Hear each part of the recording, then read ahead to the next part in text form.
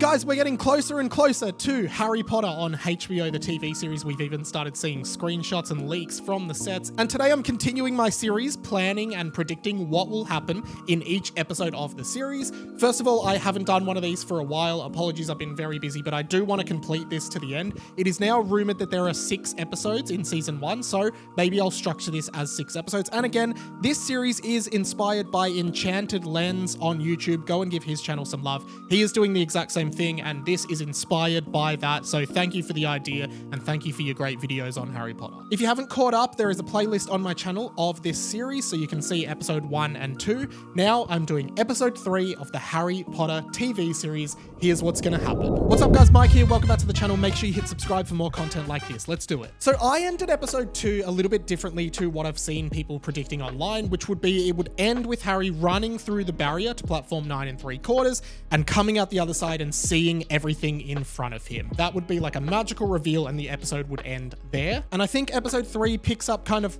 right where that left off. I think Harry will get on the train, he'll enter a compartment by himself, and he'll be sitting there just kind of passing the time until we meet properly Ron Weasley. Weasley. Of course, we would have met Ron in the previous episode with the rest of the Weasleys, Fred, George, Percy, and maybe Ginny, and of course Molly. But this will be the first proper meeting and the bonding of friendship between Harry and Ron, which will be, of course, one of the most fundamental relationships Harry has in the series. I'm not gonna lie, a lot of this scene was done really well in the movie, so it doesn't have to be super different, but there are a few little tidbits that I think if we have more time on the train, we can get them in and it will help foreshadow the rest of the season. So Ron as a character, being a pureblood and from a wizarding family, he is often Harry's go-to for explanations of things that happen in the wizarding world. More so than Hermione, who, while she is book smart, she is from a muggle-born family, so she doesn't always have that context. In the book, Ron introduces Harry to Scabbers, his rat, which of course we know is Peter Pettigrew, but none of them know at this point, so shh, don't tell them. Ron also talks to Harry about Quidditch and kind of gives him an intro to it. In the movies, he doesn't find out about Quidditch until he's at school, but I'm pretty sure Ron talks to him on the train about it. They also have a bit of fun with Bertie Bott's every flavored beans, and that does happen in the movie as well. And then the chocolate frog thing happens.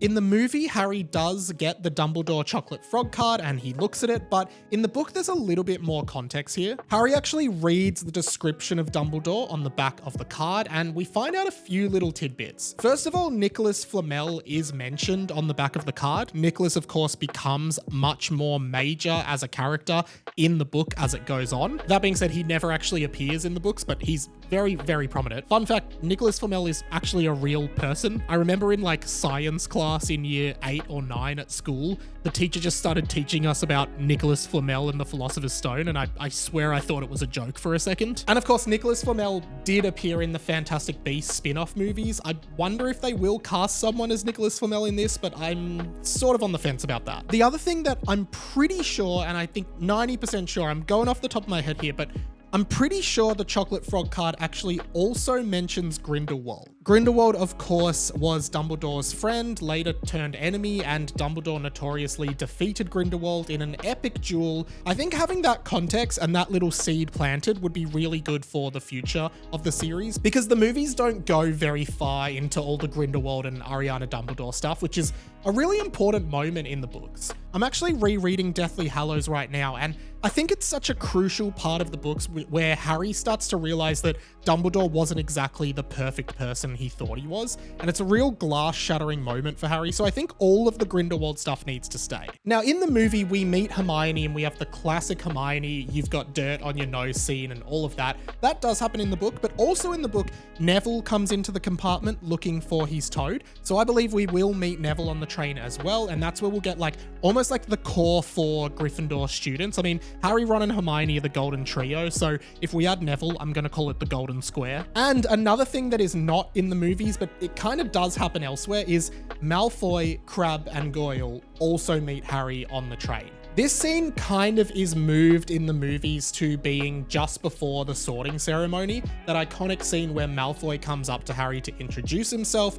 and has that whole thing about making friends with the right type of people, etc, etc. All of that actually happens on the Hogwarts Express in the book, so I think it'll play out exactly like that. That's where we'll meet Malfoy again. Of course, back in episode 2, we would have seen Malfoy in Madame Malkin's. Now we will see Malfoy in his element with Crabbe and Goyle as well, and we'll start seeing these dynamics completely beginning to unfold. From there, they'll get off the train and Hagrid will meet them and take them across the lake. That is a very, very short scene in the movies, and to be honest, I don't think it needs to be much longer in the show. I think the whole point of that shot in the show and movie is to just show the beauty and grandiose of Hogwarts. Seeing it in the darkness lit up and everything like that, I think will be a great moment. And we'll then go to the sorting ceremony. We will meet Professor McGonagall first. She goes in to check if they're ready for them. She does the whole intro about these are the 4 houses, you win points, you lose points.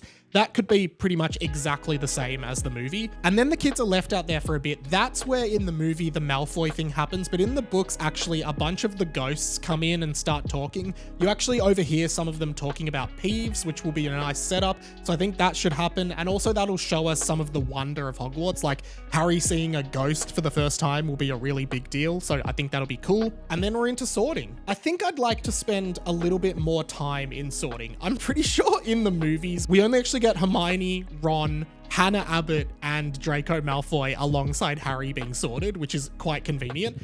In the books, we get pretty much everyone being sorted. And since they've cast characters like Pavati Patil and Lavender Brown, I think we will see a bit more of a thorough sorting ceremony. I'm not sure if it would get a little bit boring watching everyone getting sort, but if all the characters are there, I think it's worth doing it. Harry will have the iconic scene of not Slytherin, not Slytherin. And again, it's hard to imagine how they do a lot of that stuff very differently. Like, it just feels so perfect on screen. So I'm happy for them to kind of run with exactly how that went. We then have a few more tidbits from the book that didn't happen in the movies that I think we will see here. Of course, in the movies, we do have Harry seeing Snape for the first time and his scar hurts. We know that is because Quirrell is facing backwards, therefore Voldemort is facing Harry, but Harry thinks it's because of Snape. Alan Rickman really shines in this scene, really thoroughly examining Harry. You know, he's probably noticing Lily's eyes and all of that. So I think that will be an interesting scene that we will get, and that'll surely be the first time we see Professor Snape, where Harry asks for some context from Percy,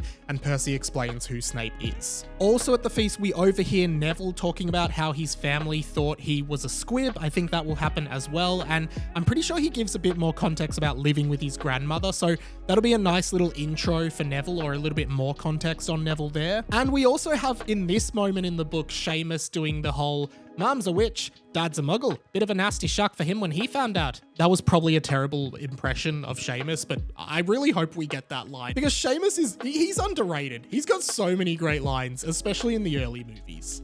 God Leviosa. Well done, dear. A couple more things. Dumbledore at the start of school feast actually stands up and he says, "I want to say a few words." He then proceeds to say, "Nitwit, blubber, oddment, tweak." There is never any context or explanation for why he said those words, but I think the whole point of this is to just show that Dumbledore is like an eccentric, quirky dude. Like, it almost feels like he's just saying it to see what the students are going to think of him, and I really want to see that. I really want to see more eccentric Dumbledore. While I love both Richard Harris and Michael Gambon's portrayal of Dumbledore, I want to see much more quirk and wackiness in Dumbledore with John Lithgow's performance, and I think he can really pull it off. I actually think Richard Harris was a little bit too on the mild and quiet side, and Michael Gambon was a little bit too much on the loud and angry side. I think we need a middle ground. So from there, we will go to the Gryffindor common room on the moving staircases. I'm pretty sure at some point in the feast we'll see Mr. Filch as well, by the way, just for context. That is where the students actually encounter Peeves for the first time, so I think we will get a whole scene devoted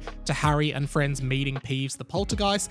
And then we will meet the Fat Lady, who is another person yet to be cast, but will need to be a character for the entire series, pretty much. And this is where I think the episode will end. And I think this is actually a little bit of a tough one, but in the books, Harry has a dream. Now, if you have read all of the books multiple times like me, you'll know that often J.K. Rowling includes dream sequences for Harry that, like, often to me feel a lot like filler. She always goes like, Harry had a dream that night, and it's just a wacky kind of dream.